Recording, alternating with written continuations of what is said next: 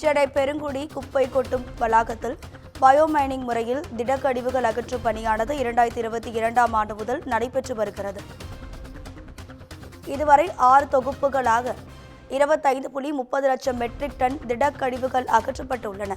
இது தொடர்பான கூடுதல் தகவல்களை நமது செய்தியாளர் சிவகுமார் வழங்கிட கேட்கலாம். சிவகுமார், வணக்கம். உங்க விரிவான தகவல். என்னன்னு பாத்தீங்கன்னா, இந்த சென்னை மாநகராட்சி பெருங்குடி மற்றும் கொடுங்கையூர் பகுதியில் இதுவரை 43.33 லட்சம் மெட்ரிக் டன் திடக்கழிவுகள் பயோமைனிங் முறையில் நிறுத்தி அகற்றப்பட்டிருக்கின்றன அப்படின்னு சொல்லி தெரிவிச்சிருக்கிறாங்க.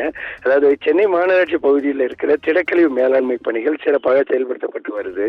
அது சராசரியா நாள் ஒன்றுக்கு 6300 மெட்ரிக் டன் திடக்கழிவுகள் அகற்றப்பட்டு வருகின்றன.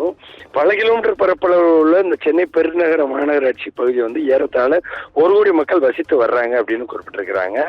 அதாவது மாண்புமிகு தமிழக முதல்வர் அவர்களோட வழிகாட்டுதலின்படி சென்னை மாநகர் சிங்கார சென்னையாக திகழும் செய்த வகையில் சாலைகள், தெருக்கள், மக்கள் குடியிருப்பு பகுதிகள், பாலங்கள், பேருந்து நிறுத்தங்கள், மயான பூமிகள் உள்ளிட்ட பொது இடங்களில் தூய்மை பணிகள் மேற்கொள்ளுதல் அதே மாதிரி கட்டடம் மற்றும் கட்டுமான கழிவுகள் அகற்றுதல் உள்ளிட்ட திடக்கழிவு மேலாண்மை பணிகள் மேற்கொள்ளப்பட்டு வருதுன்னு குறிப்பிட்டிருக்காங்க.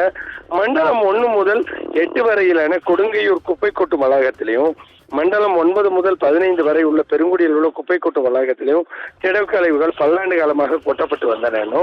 மாநகர் விரிவாக்கம், மக்கள் தொகை அதிகரிப்பு, வணிக செயல்பாடுகள் உள்ளிட்ட பல்வேறு காரணங்களுக்காக பெருங்குடி மற்றும் கொடுங்கையூர் ஆகிய 2 வளாகங்களிலேயும், அதாவது 2 ஊர்களிலேயும் உள்ள குப்பைகள் தொடர்ந்து கொட்டுவது அதிகரித்து சுற்றுச்சூழல் மாசு ஏற்படும் நிலை உருவானதாகவும், இதனைத் தொடர்ந்து பெருங்குடி மற்றும் கொடுங்கையூரில் உள்ள திடக்கழிவுகள் பயோமைனிங் முறையில் பிரித்தெடுத்து நிலத்தை மீட்டெடுக்கும் பணிகள் துரிதப்படுத்தப்பட்டுள்ளன குறிப்பிட்டிருக்கிறாங்க.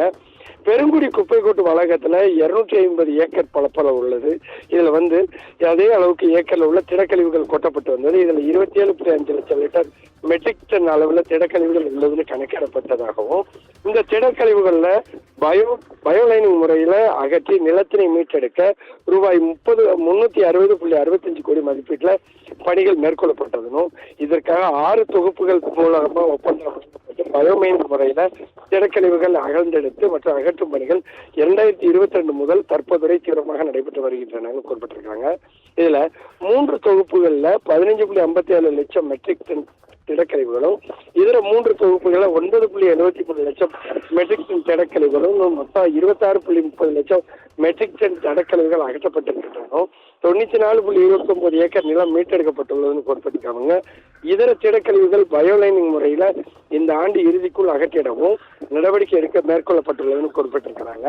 அதே போல கொடுங்கையூர் குப்பை கொட்டும் வளாகத்துல பரப்பளவானது 342.91 ஏக்கர் கொண்டதாகும். இதுல 252 ஏக்கர் பரப்பளவுல திடக்கழிவுகள் மட்டும் கொட்டப்பட்டு வந்ததுன்னு, முதல்வரோட உத்தரவின் அடிப்படையில தற்போது 641 கோடி ரூபாய் செலவுல கொடுங்கையூர் திடக்கழிவுகள் பயோமைனிங் முறையில பிரித்தெடுத்து அகற்றும் பணி 6 தொகுப்புகளாக ஒப்பந்தம் மூலம் வழங்கப்பட்டு 24ஆம் ஆண்டு முதல் குப்பை மைனிங் முறையில அகழ்ந்தெடுத்து அகற்றும் பணிகள் நடைபெற்று வருகின்றன குறிப்பிட்டிருக்கிறாங்க. இதில் அகழ்ந்தெடுக்கப்பட வேண்டிய திடக்கழிவுகளானது 66.52 லட்சம் மெட்ரிக் டன் ஆகும். இதுவரை 18.3 லட்சம் மெட்ரிக் டன் திடக்கழிவுகள் பயோமைனிங் முறையில் அகற்றப்பட்டுள்ளதும், தொகுப்பு 1 முதல் மற்றும் 2 வாயிலாக சுமார் 3 ஏக்கர் நிலம் மீட்கப்பட்டுள்ளதும், மீட்கப்பட்ட இந்த நிலத்தின் மூலம் பெருநகர மாநகராட்சி வாயிலாக ரூபாய் 57 லட்சம் மதிப்பீட்டில் சுற்றுச்சூழல் வேலி அமைத்து அதன் குழாய் மூலம் நீர்ப்பாசன வசதியுடன் ஏறத்தாழ 1500 பசுமை மரக்கன்றுகள் நட்டு பராமரிப்பதற்கான மக்கள் நடவடிக்கைகள் மேற்கொள்ளப்பட்டதுன்னு குறிப்பிட்டிருக்கிறாங்க.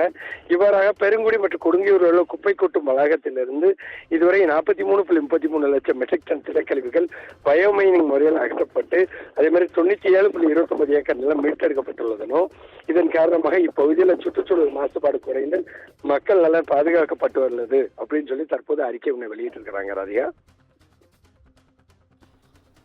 தகவல்களுக்கு நன்றி சிவகுமார்.